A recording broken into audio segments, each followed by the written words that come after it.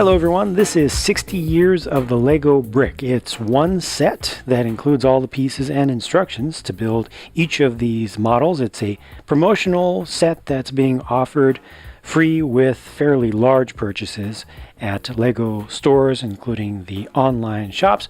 In the United States, the purchase amount required to get this was $125, so quite a bit. However, you do get a fair number of parts here and a pretty big box, and I think this will remain a pretty memorable thing over time.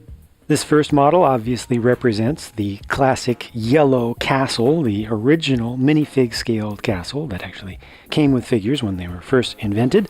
It is rather large. The best news here to start with is that each of the models is separately bagged, or its parts are separately bagged, so you don't have to worry about sorting things out. You can get things started very quickly, and each model goes together pretty simply. There are no really tricky techniques, nothing too fancy.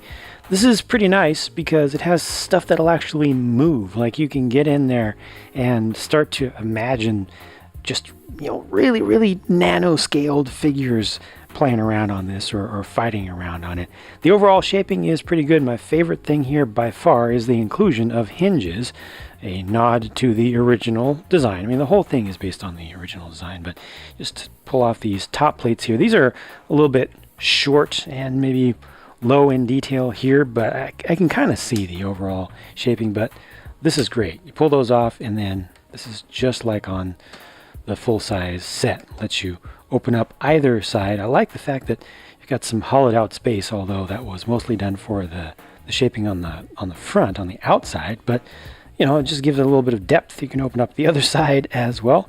They've got some brown colored tiles underneath to give you a little bit of dirt texture, though the actual thing just has the green base plate pieces. And you've got the gates at the back. Those can be moved a little bit, but unfortunately they're kind of stuck in there by these representations of the archways at the front and back of this major structure here. So those aren't able to fully open and close without a little bit of modification. But just overall, I mean, you can clearly see what this is supposed to be. I love the fact that it hinges out like this. I really like the drawbridge. It's such a simple thing, but I like it quite a lot. It doesn't necessarily close up all the way. There's a little bit of gap behind there. Maybe something could have been done to fix that up just a little bit, but it kind of looks like the studs represent the little shaping and the little spots for archers to get a little bit of cover and stability. I don't know how intentional that was, but I guess they could have put tiles on this and hidden some of that away, but I'm glad that they didn't. And it's a cool looking little model. Next up, this is a representation of one of the most loved, truly classic, original Lego minifig scaled space themed sets, depending upon what region you lived in. This was either set number 928 or 497. Exact same thing, just different set numbers. But they've captured everything here of the original set with the two base plates. They've got the kind of suggestion of the crater plates back here, including one of the large craters in the corner there. They've got the little rover buggy represented with just a single 1x1 plate on top of a black roller skate piece, and you can move that around and turn it and angle it differently. Actually, the ship can be rotated around on its landing platform as well. They've even suggested the yellow lines in the original base plate. They've got the communications dish there and the little communications hut, if you will. This the little shack, and then the ship. The ship is recognizable from a distance for sure, and even as you get up close to it, you still see exactly what it's supposed to be. But I personally feel like it doesn't quite completely capture the look of the original thing. I mean, it's really easy to be a critic on that when dealing with something of such a small scale. It's really designed to be easy to build for even younger kids. So I don't know if I necessarily could have done better, but I wish they had done better in some way, just to get a little bit more realistic with some of the shaping and proportions. Again, very obvious what it's supposed to be. No question there, no worries there. I think it looks best and most realistic directly from the side. I think this is probably the best angle for it, especially with just how rectangular that intersection of the cabin or the cab area is. It also has some thrusters on the back using the hollow studs in gray. Yeah, it's cool. Oh yeah, and you can take the whole thing off. Of course, it has to be swishable, right? Oh, there's just the suggestion of the landing plate under there. And I mean, this is all just built on a 2x6 plate underneath. Maybe it even looks a little bit better by itself. I don't know. It's the sides to me.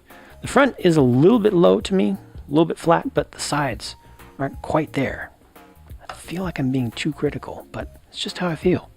While I think the little yellow castle has the most interactiveness, the most playability, if you will, of the 4 builds in this set, this Black Seas Barracuda replica or representation, I think, has by far the most display value. This thing looks like a purpose-built miniature model. Like they could have just sold this in a series of micro-scaled craft. You could imagine doing an entire fleet in this scale. I love the bowsprit, especially for some reason. That just kind of works really well for me. The sails look really good to me. I love how they're shaped. And I also like the quarter deck. And I like the railing that they've got around here. It looks surprisingly realistic just to use those studs under there. You got the little flag as well. Got a representation for the window, for the big, it looks like a big porthole opening, but represents the visibility for the captain's quarters. The shaping to me looks good. The proportions look good. The only thing that I don't like, well, there are 2 things. One thing that I don't like, and then one thing that is just not perfect for me. The thing that I don't like is that these masts are kind of just able to rotate around freely. There's no friction in there whatsoever. The way to fix that would be to, you can lift up each mast and that stops the bottom part from rotating around, but then you still have the upper part that's able to rotate around. So it helps a little bit, but it would have been nicer, I think, to have those not just kind of have a mind of their own, because they really move easily, and they also kind of lean a little bit towards the sails just because there's that amount of play in there. And then also on the sides, these red things represent the flaps. Sorry, I do not know the proper nautical term for those covers, but you know what I'm talking about, for the openings for the cannon. So this is supposed to be closed and this is supposed to be open, but they just don't have any representation of cannon barrels sticking out. I would like to have seen some cannon barrels sticking out. I don't know how they could have pulled it off at this scale and to have those red pieces as well, but it's just something that I wish this had.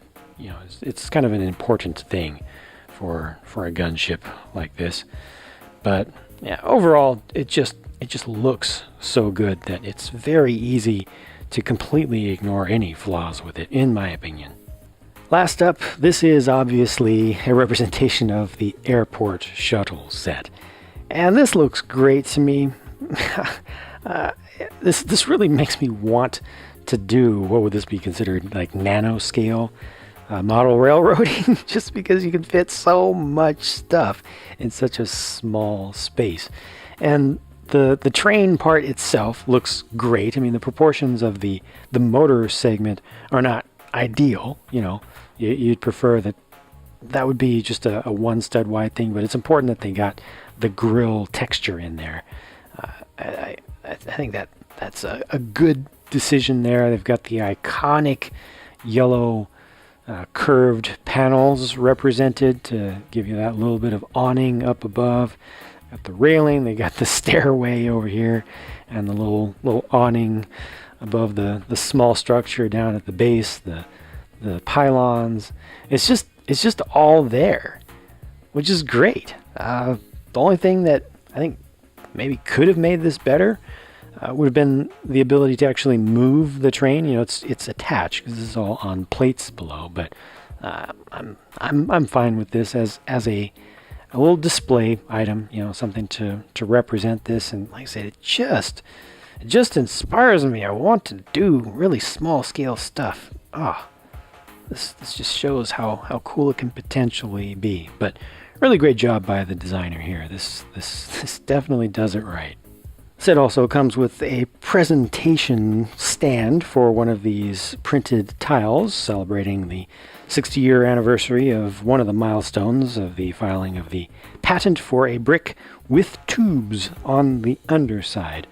Almost a decade after LEGO started producing their bricks in the first place as direct copies of the KittyCraft bricks, they added this innovation, and that's when they were really able to take off because they were able to connect in so many different ways.